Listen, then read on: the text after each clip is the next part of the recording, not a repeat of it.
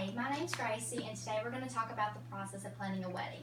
Planning a wedding can be very stressful for some people that have recently got engaged. They feel overwhelmed, they don't know where to start, and they always feel really overwhelmed. Well, today we're going to help maybe try to ease that. We're going to talk about wedding planning.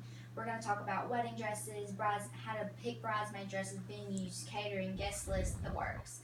Well, the first thing you need to do is you need to start a budget. Budgeting is very important because it helps you to be able to narrow down what you can and cannot afford. If you want a venue that's $20,000, you can't get a venue for that if your budget is $10,000. So it's very important to narrow down your options. And if someone is contributing to this budget as well, everyone needs to sit down and agree on what is a good budget and what they're able to contribute.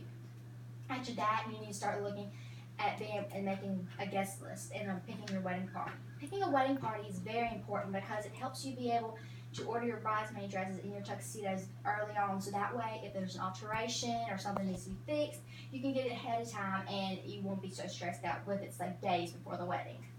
So, and another thing is you need to make your guest list. It's just a rough draft. You can add more people or you can shave off people. It doesn't matter. You just need a good guesstimate of who's going to be in the wedding, and that way you can see how much of you need to order that will fit your budget. Budgeting is everything in this process.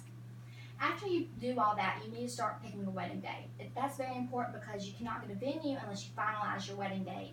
And that way you can lock down that day and no one else can take it from you. It's very important because you need to be able to set a date for your save the date invites, your wedding invitations, and you also need to pick a wedding date that contributes to working with your spouse or your soon-to-be spouse about if it works for your work schedules, the holidays, etc. You need to pick a wedding venue after you pick a wedding date, so that way, back to what we discussed earlier, you can lock down the date and no one can take it from you. You need to visit these wedding venues in order to get a feel for it and see this is where I can get married, and this is where I can see myself getting married, and you need to get pros and cons lists, get people's opinions on everything.